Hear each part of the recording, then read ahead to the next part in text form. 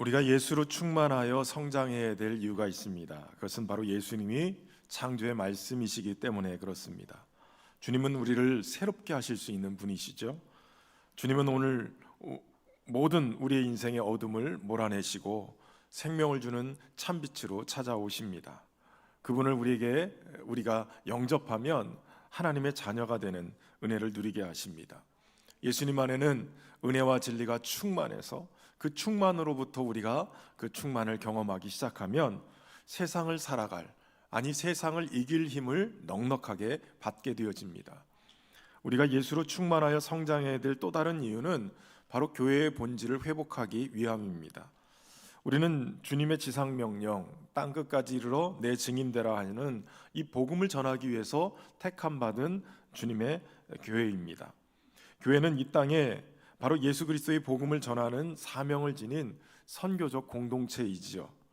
다음 없는 하나님의 크신 사랑을 우리가 먼저 받았으니 그 사랑, 그 십자가의 그 사랑과 은혜를 전하는 것이 우리에게 주어진 사명인 것입니다.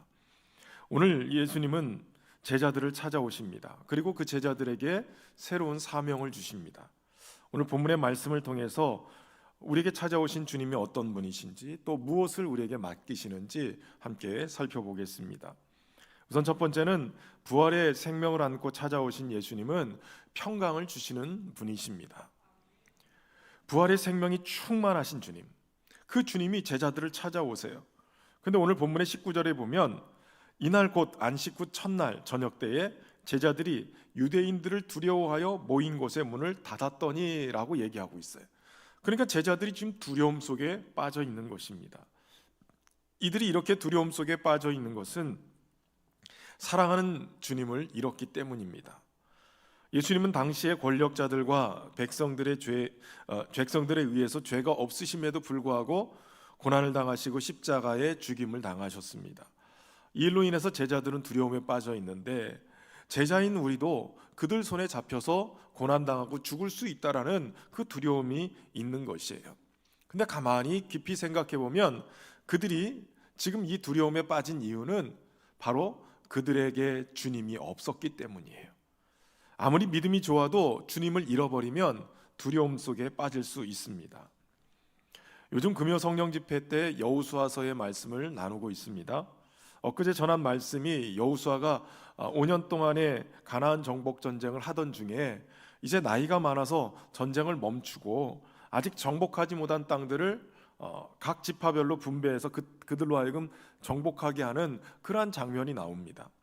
이때 여분네 아들 갈렙이 등장해서 여호수아에게 45년 전에 그날 자신에게 주겠다고 약속했던 그 땅을 달라고 요청합니다.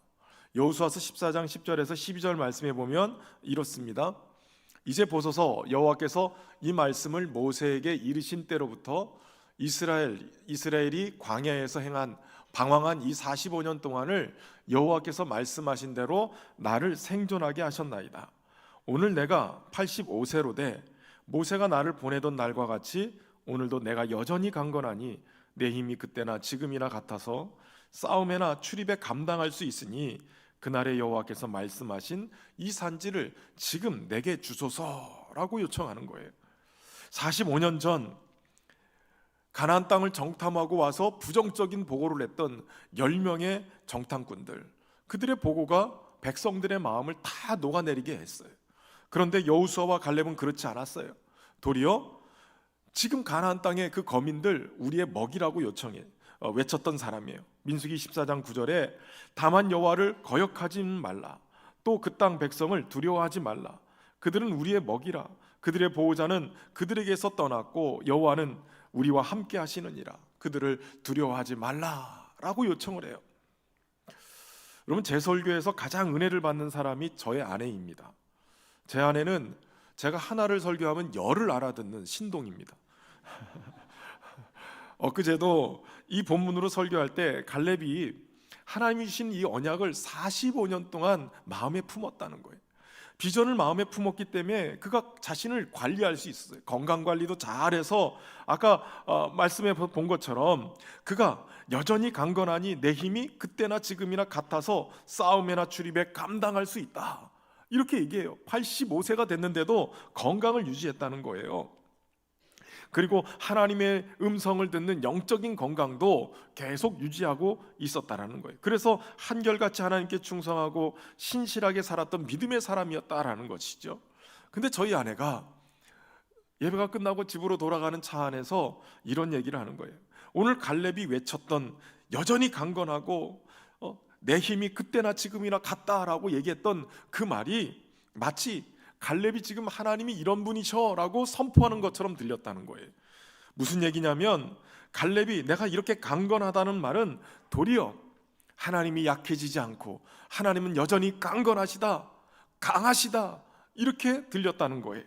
45년 전에 이스라엘을 출애굽시키고 그들을 강한 손과 편팔로 구원하여 이끄신 하나님은 갈렙이 45년이 흘러서 85세의 노인이 됐어도 여전히 하나님은 강하시다라는 거예요. 환경과 상황, 조건을 떠나서 하나님은 여전히 강하신 거예요. 우리는 우리가 연약해지고 또 우리가 건강을 잃고 우리가 부족해지면 하나님도 그렇게 연약한 분처럼 느껴요. 그런데 하나님은 그렇지 않다는 거예요. 그러면서 주시는 말씀이 11년 전에 신년교회 담임으로 부임했는데 이제 안식월을 끝내고 이제 새로운 이제 10년을 또 준비하면서 사역을 하는 과정 속에 하나님이 그런 마음을 주시더라는 거예요. 하나님은 여전히 강하시다. 하나님은 약해지지 않으셨다. 11년 전에 신년교회 부임할 때도 하나님은 강하신 하나님이었고 11년의 사역을 목회를 감당하게 하셨을 뿐만 아니라 앞으로의 남은 사역도 하나님은 강하시기 때문에 감당하게 하실 것이다라는 거예요. 여러분 우리가 나이를 먹고 몸이 약해져도 하나님은 절대로 약해지지 않으세요. 상황이 바뀌어도 하나님은 여전히 강하신 분인 걸 여러분 믿으시길 바랍니다. 하나님은 여전히 강하시기 때문에 그 하나님과 함께하면 되는 거예요. 중요한 것은 하나님과 함께 해야 된다는 거예요. 여호수아서 14장 12절 후반부에 보면 이렇게 얘기하죠. 그곳에는 아낙 사람이 있고 그 성읍들은 크고 견고할지라도 여호와께서 나와 함께 하시면 내가 여호와께서 말씀하신 대로 그들을 쫓아내리이다. 여호와께서 나와 함께 하시면 되는 거예요. 45년 전에도 동일한 고백을 했는데 지금도 동일한 고백을 하고 있는 거예요. 여호와께서 함께 하시기만 한다면 설령 그들이 아낙 자손 같은 거인이라 할지라도 두렵지 않다는 거예요. 45년 전이나 지금이나 갈렙은 하나님과 함께하는 믿음의 사람이었기 때문에 85세의 노인이어도 그 산지를 내게 달라고 요청하고 있었던 거예요. 중요한 것은 하나님이 함께 하시느냐예요. 하나님과 함께하는 것이 두려움을 이기는 능력이 되는을 믿습니다. 어린 소년 다윗이 거인 장수 골리앗과 그렇게 맞짱을 붙을 수 있었던 것은 하나님이 함께 하심을 믿었기 때문이에요. 그는 자신과 함께하는 하나님을 믿었기 때문에 그 장수 골리앗을 싸우러 갈 때 마치 개처럼 여기고 그러고 나갈 수 있었고 담대히 붙을 수 있었고 승리할 수 있었어요. 여러분 하나님이 함께 하심을 믿으면 어떤 어려움도 어떤 두려움도 어떤 장애물도 극복하게 될 줄로 믿습니다. 예수님을 이 땅에 보내실 때 예수님의 별명을 임마누엘이라 하나님 말씀해 주셨어요. 임마누엘은 하나님이 우리와 함께 하신다라는 뜻이에요.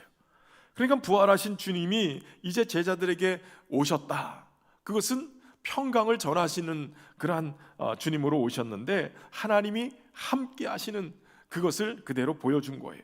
빼앗겼던 주님이 부활하셔서 그들과 함께 하시기 위해서 오신 것만으로도 이제 제자들은 두려움을 이기고 평강할 수 있게 되는 거예요.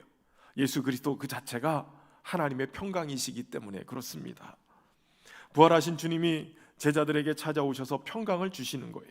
오늘 우리에게도 주님이 찾아오셔서 함께 하심으로 평강을 주시는 줄로 믿습니다. 주님을 잃어버리면 우리 또한 절망과 두려움에 빠질 수 있어요. 그러나 주님과 함께하면 절망과 두려움을 이기고 주님이 주시는 평강으로 함께할 줄로 믿습니다. 주님은 우리와 세상 끝날까지 함께 하신다고 약속하셨어요. 마태복음 28장 20절에 함께 읽어보겠습니다. 내가 너희에게 분부한 모든 것을 가르쳐 지키게 하라. 볼지어다 내가 세상 끝날까지 너희와 항상 함께 있으리라 하시니라. 아멘. 주님은 오늘도 우리와 함께 하심을 믿습니다. 그러니까 주님을 놓치지 마세요. 주님과 함께함을 믿고 주님과 동행하는 삶을 살면 주님이 주시는 평강이 우리 가운데 임할 줄로 믿습니다. 여러분, 그런데 이 평강이라는 단어가 헬라어로 에이레라는 단어인데 히브리어로는 우리가 잘 아는 샬롬이라는 단어입니다. 근데 우리가 이 샬롬, 평화라는 단어를 생각할 때 단순히 전쟁이나 다툼이 없는 상태를 생각할 때가 있어요. 사람들 안에도 어떤 갈등도 없고 싸움도 없고 또 전쟁이 끝나면 평화가 이루어질 것이다라고 생각하고 샬롬의 의미를 생각하는데, 샬롬은 그거보다 더 이상의 뜻을 가지고 있어요.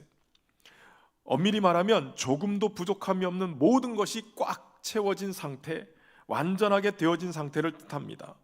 그러니까 샬롬은 무엇이 없는 상태가 아니라 오히려 모든 것이 완성되어지고 꽉 찬 그러한 충만하게 채워져 있는 상태를 얘기하는 거예요.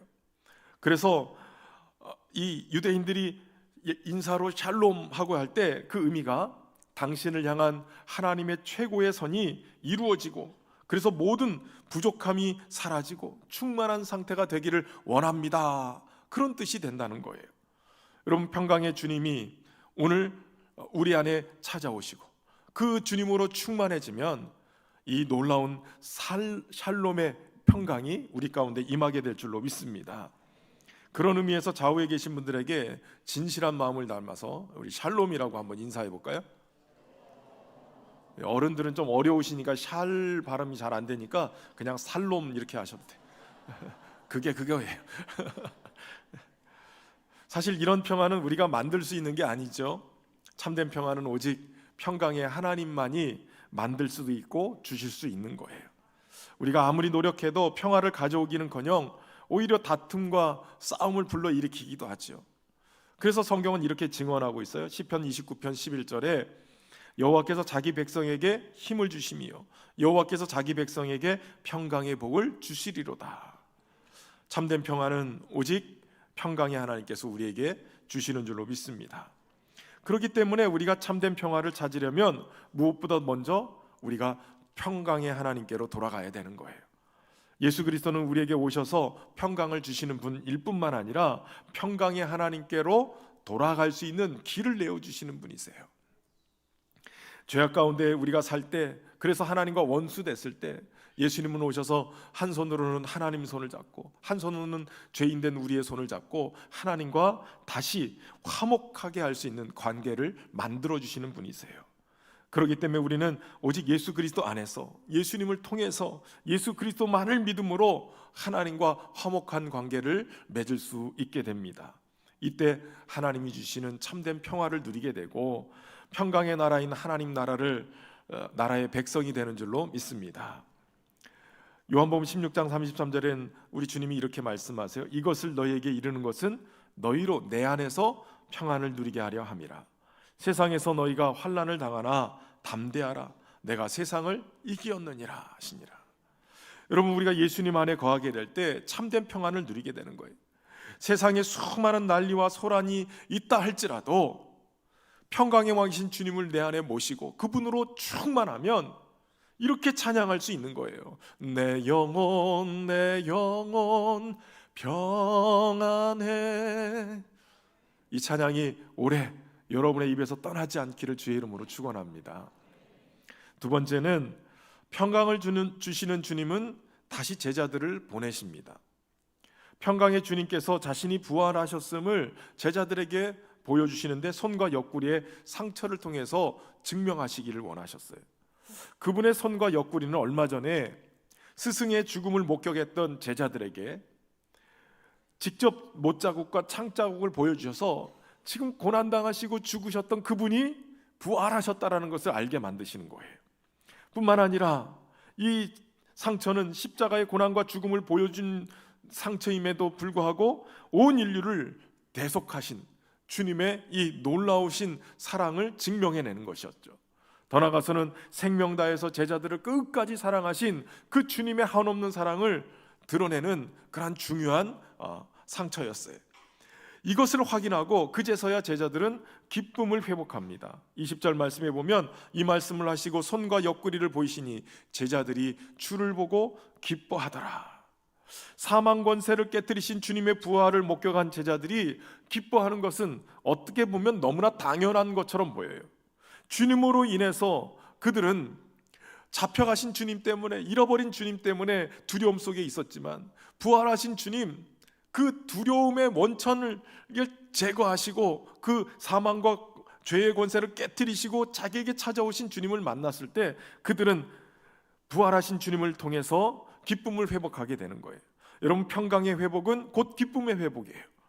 주님을 만나는 것은 어둠을 몰아내는 빛과 같이 우리 안에 있는 불안과 염려와 두려움을 몰아냅니다. 그 결과가 기쁨인 거예요. 여러분, 여러분의 얼굴에 기쁨이 지금 회복되고 있습니까? 말로는 아멘인데 얼굴은 우거지. 여러분, 생각을 해보세요. 우리 성도들이 예배 끝나고 가서 택시를 타는데 여전히 얼굴이 우거지 밥상이다. 그럼 택시기사들이, 우리 기사분들이 전혀 예수님을 안 믿어도 에이, 신영교회는 가짜야, 신영교회는 하나님을 예배한다고 갔는데 전혀 은혜를 못 받고 있는 것 같아, 신영교회는 에이 아닌 것 같아. 근데 만약에 우리 성도들이 예배 끝나고 나가는데 얼굴에 광채가 나고 웃음이 가득하고 기쁨이 넘친 그 택시기사분들이 딱 보면, 야, 이게 신영교회는 정말 하나님 살아계신가 봐. 정말 그들이 예배 들어갈 때는 인상 쓰고 들어갔는데 나올 때는 인상을 펴고 나오는 거 보니 예배에 뭔가 있나 봐. 그러면 그분들이 교회를 안 다녀도 다 전도대가 돼요. 신현교회 전도대가 된단 말이에요. 옆 사람 쳐다보시고 웃으며 삽시다. 예배에도 기쁨이 회복되는 은혜를 경험해야 돼요. 주님 만나면 염려가 떠나가고 기쁨이 회복되는 거예요. 더 나아가서는 또 봉사하는 일들이 있지 않습니까? 교회에서 섬기는 그 일에 기쁨이 사라지면 그것만큼 어려운 일이 없어요. 그러나 기쁨이 우리 안에 있으면 정말 봉사하는 게 감격이고 은혜가 되는 거예요. 이 은혜가 올해 여러분에게 회복되기를 주의 이름으로 축원합니다. 평강을 주시며 찾아오신 주님이 나의 예수님인 것을 확인하고 제자들은 기뻐하는 거예요. 근데 그 기뻐하는 제자들에게 주님은 두 번째 평강을 얘기하시면서, 평강을 빌어주시면서 새로운 사명을 주세요. 21절 말씀에 이렇게 말씀하시는 거죠. 예수께서 또 이르시되 너희에게 평강이 있을지어다. 아버지께서 나를 보내신 것 같이 나도 너희를 보내노라. 지금 예수님은 아버지께서 나를 보내신 것 같이 나도 너희를 보내노라 하면서 제자를 세상으로 보내시는 거예요. 그런데 그 보내시기 전에 왜 예수님은 두 번째로 또 평강을 얘기하셨을까요? 앞에서 말씀드린 것처럼 평강은 하나님과 화평한 상태일 뿐만 아니라 주님이 주시는 안정감으로 충만한 상태, 다시 말하면 우리 주님으로 충만한 상태인 거예요. 세상으로 보냄받은 제자들은 결코 다시는 주님을 잃어버려서는 안 돼요. 잃어버리는 순간 두려움에 빠지고 염려에 빠지는 거예요. 그러나 주님이 함께 하심을 믿으면, 주님과 동행하면 세상으로부터 자신을 지킬 뿐만 아니라 세상을 이길 수 있는 힘을 갖게 되어지는 거예요. 그렇기 때문에 평강의 주님과 동행하라고 주님이 말씀하시는 거죠. 미국의 로스캐롤라이나주에 있는 서밋 교회의 담임 목사인 그리어 목사님이 담장을 넘는 크리스천이라는 책을 쓰셨습니다. 이 책에서 그리어 목사님이 하나님을 보내시는 하나님이라고 표현하고 있어요. 하나님은 우리를 구원하기 위해서 가장 소중한 당신의 아들을 세상에 보내신 분이라는 거예요. 사실 성경을 읽어보면 하나님은 인류 구원을 위해서 끊임없이 누군가를, 아니 또 무엇인가를 계속해서 보내시고 계시는 것을 보게 됩니다. 구약 성경의 대표적인 예가 바로 요셉의 이야기인데요.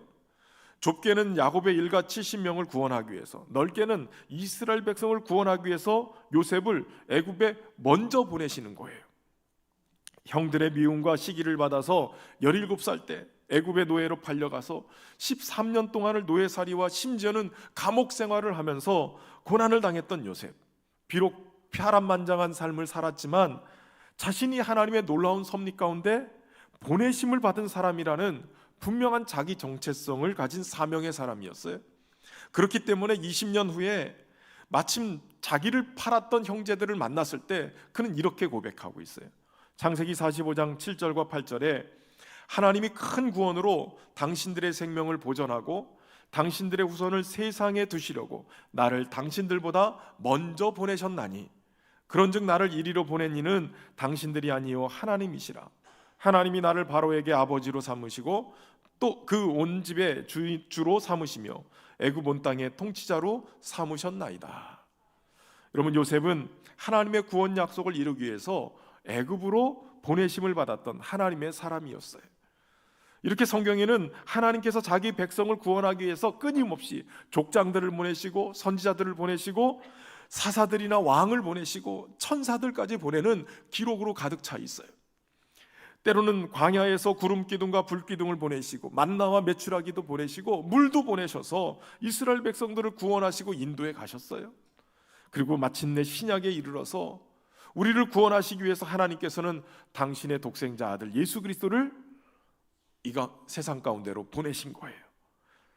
여러분, 신약 성경에는 예수님을 보냄받은 분으로 나타내는 성경 구절이 44번이나 있어요. 예수님은 보내심을 받은 분이다라는 거예요. 그 보냄받으신 예수님이 십자가에서 고난당하시기 전에 제자들을 향해서 요한복음 17장 18절에 이렇게 얘기합니다. 아버지께서 나를 세상에 보내신 것 같이 나도 그들을 세상에 보내었다라고 얘기해요. 그리고 오늘 본문에 부활하신 주님이 제자들에게 오셔서 또 말씀하시는 거예요. 21절에 아버지께서 나를 보내신 것 같이 나도 너희를 보내노라. 예수님께서 성부 하나님에 의해서 세상에 보내심을 받으신 것처럼, 그래서 하나님의 선교를 수행하시고 했던 것처럼 이제 제자들을 세상에 보내셔서 하나님의 선교를 감당할 수 있도록 그렇게 사명을 부여해 주시는 겁니다. 예수님을 구주로 믿고 고백하는 공동체인 교회는 하나님께서 세상 가운데 보내신 선교의 도구입니다. 교회는 하나님으로부터 보냄을 받아서 그래서 하나님 나라의 증인으로 삶을 살아가는 그러한 공동체인 것이지요. 이게 본질이에요. 교회가 세워지게 된 본질이고 뭐 해야 되는지 아는 것이죠. 여러분, 우리는 성경을 읽지만 세상 사람들은 우리 그리스도인들을 읽는다라는 이야기가 있어요. 그렇기 때문에 우리의 삶은 선교적 삶인 거예요. 우리가 살아가고 있는 삶의 현장에서 하나님의 나라를 드러내고 하나님을 증거할 수 있는 삶을 살아야 된다는 것이죠. 김진수 장로님이라는 분이 계십니다. 캐나다 인디언들의 자립을 돕는 기업인 긱섬이라는 회사의 대표입니다. 이 김진수 장로님은 원래 미국 시민권자였다고 그래요. 그런데 우연히 방문했던 캐나다에서 만난 원주민들에게 복음을 전하라는 주님의 명령에 순종하면서 이 전문인 선교사, 일터 선교사로 작정하시고 캐나다의 이 인디언들의 자립을 위해서 긱섬이라는 회사를 차린 거예요. 이 회사는 자연산 송이버섯을 채취해서 유통하는 그런 회사입니다. 저는 송이버섯이 우리나라만 있는 줄 알았더니 캐나다도 잔뜩 있나 봐요. 그래서 이 자연산 송이버섯을 채취해서 이 판로를 뚫는데 미국에 수출하기 위해서 미국 세관에 들어가게 됩니다. 그런데 이 세관이 워낙에 깐깐하게 검수를 하니까 자연산 송이버섯이 시간이 지나면서 부패해 버리는 거예요. 그래서 문제가 생겼어요. 보통 사람들 같으면 다 포기하고 이거 하나님의 방법이 아닌가 보다, 하나님이 원하시지 않는가 보다 이러고 포기하고 말 텐데 이분은 더 기도하면서 매달렸어요. 그랬더니 오랫동안 세관이 깐깐하게 검수를 한다 할지라도 부패되지 않도록 건조하고 가공하는 그러한 공장을 더 확대한 거예요. 그래서 캐나다 인디언들을 더 많이 고용하게 됩니다. 뿐만 아니라 차가버섯, 고사리 같은 임산물들도 이렇게 건조하면서 부가가치가 더 많아지는 거예요. 이 긱섬을 세우면서 김진수 장로님은 회사의 가치를 세 가지로 크게 내걸었는데 정직, 나눔, 자립이에요. 사실 이게 말은 쉽지만 실천하기는 쉽지 않죠. 이익을 추구하는 이 회사가 정직하는 거, 나누는 거, 자립하는 것이 쉬운 일이 아닌 거예요. 그럼에도 불구하고 꾸준하게 말씀 안에서 살면서 이것을 증거하고 계속 하다 보니까 인디언들이 자립하고 기업이 성장하는 그러한 일들을 경험하게 되는 겁니다. 근데 이 김진수 장로님이 이런 말씀을 하세요. 선교적 삶을 살아간다는 것은 어떤 삶인가? 시간이 날 때마다 이웃에게 전도하며 살아간다는 이야기일까? 단기 선교에 열심을 낸다는 말일까? 선교사가 된다는 말일까? 아니다. 선교적 삶을 살아간다는 것은 삶 자체가 선교가 되는 삶을 의미한다. 한 사람의 삶을 보고 저런 것이 그리스도인의 삶이구나라는 생각이 들게 하는 것, 나도 저런 삶을 살아가고 싶다라는 생각이 들게 하는 것, 그 자체가 선교적 삶이다. 그러므로 선교적 삶은 교회에서 일어나는 것이 아니라 일상에서 일어나는 것이다.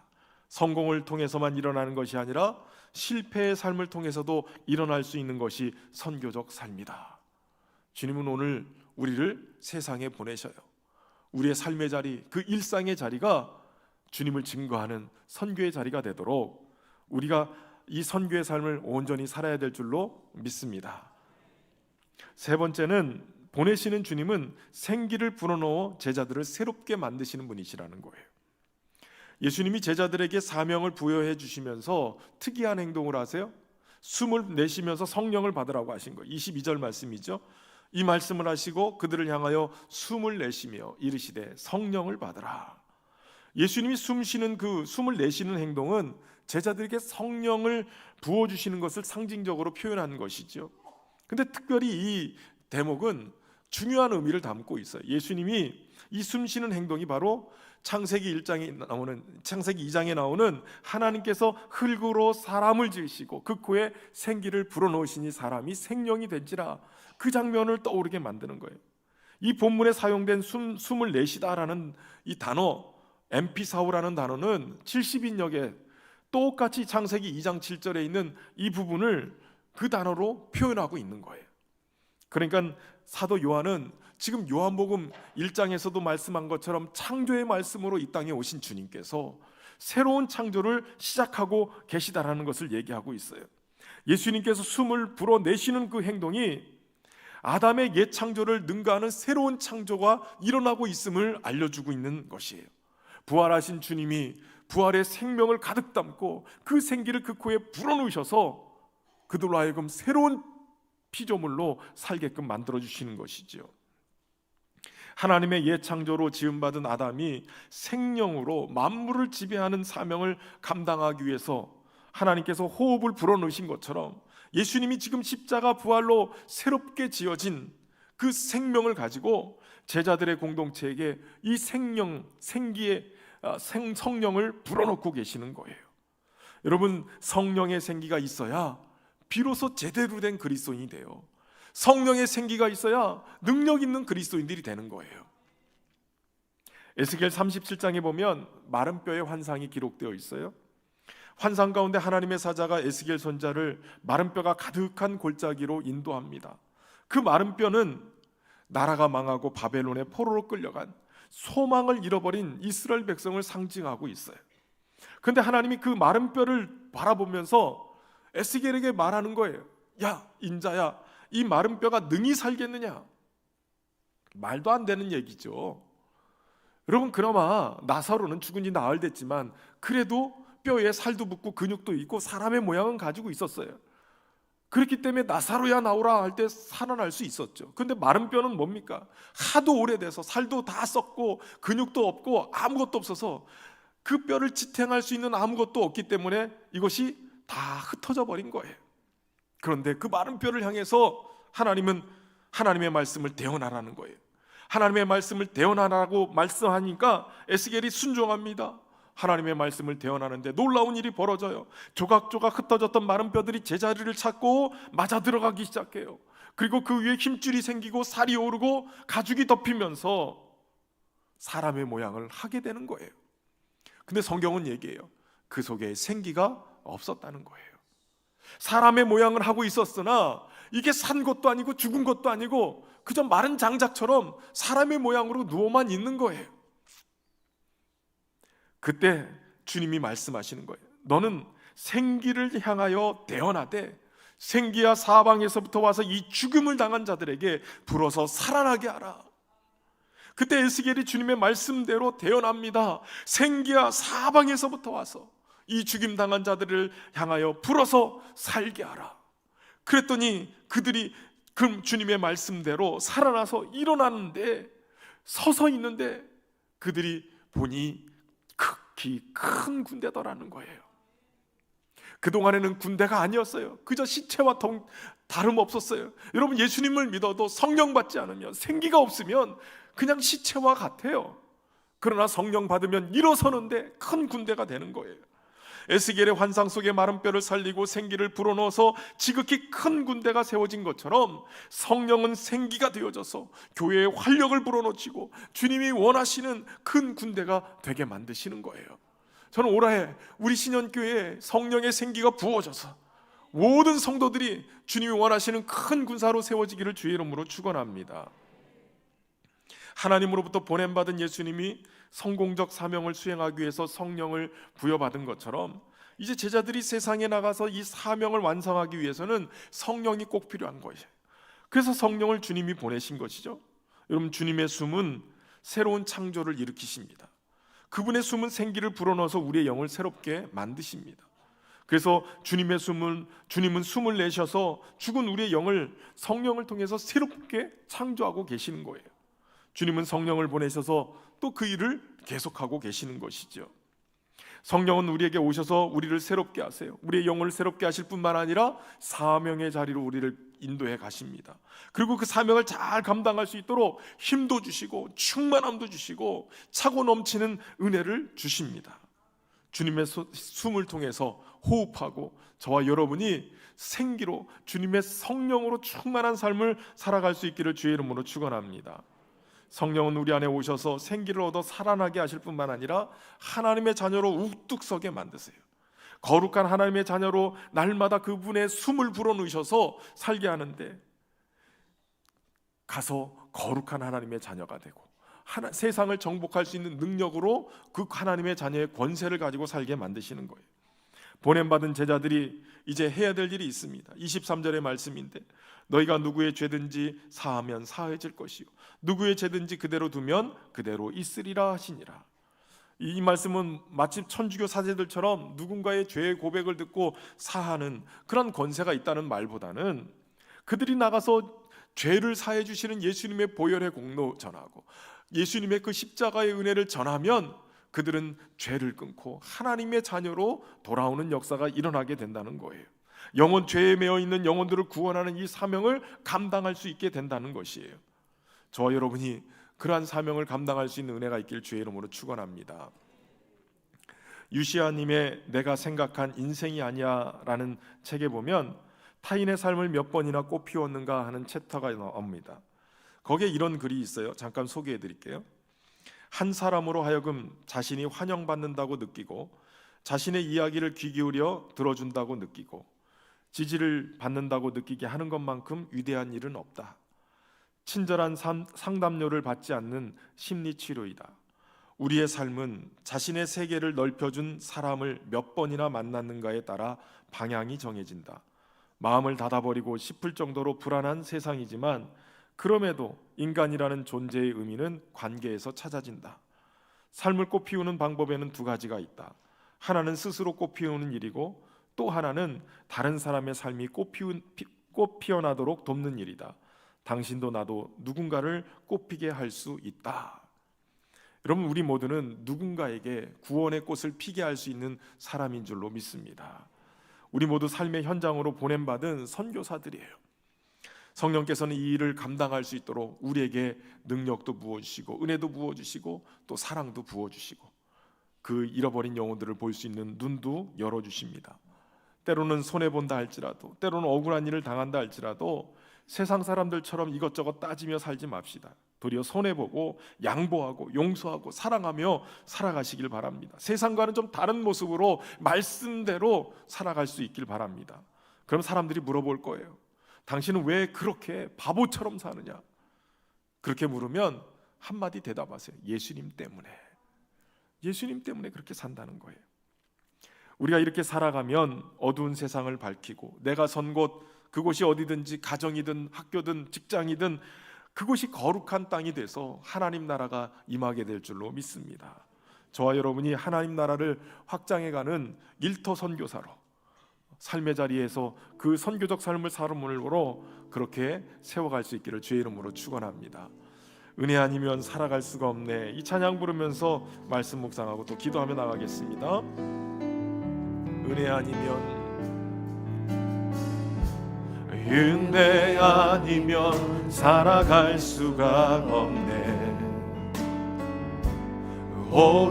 호흡마저도 다 주의 것이니 세상 평안과 위로 내게 없어도 예수, 오직 예수뿐이네. 한 번 더 고백할까요? 은혜 아니면 살아갈 수가 없네. 은혜 아니면 살아갈 수가 없네. 호흡마저도 다 주의 것이니 세상 평안과 위로 내게 없어도 예수, 오직 예수뿐이네. 크신 계획 다 볼 수도 없고 크신 계획 다 볼 수도 없고 작은 고난에 지쳐도 주께 묻기 나의 모든 삶 버티고 견디게 하시네. 크신 계획 다 볼 수도 없고 크신 계획 다 볼 수도 없고 작은 고난에 지쳐도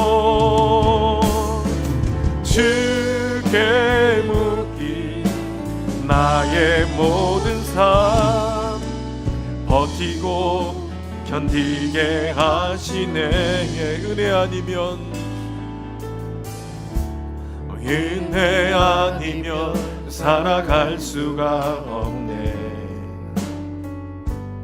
나의 모든 것 다 주께 맡기니 참된 평안과 위로 내게 주신 주 예수, 오직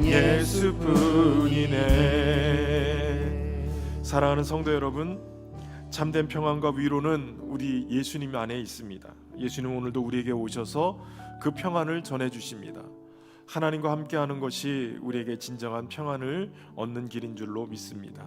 이 시간 우리가 함께 기도하며 나갈 때 우리를 보내시는 하나님, 삶의 자리에서 주님의 평강을 유지하며 우리가 주님의 귀한 성령의 충만함으로 이 복음 전하는 선교의 삶을 살아갈 수 있도록 인도해 주옵소서. 다시 주님으로 충만케 하옵소서. 우리 합심해서 함께 기도하며 나가겠습니다.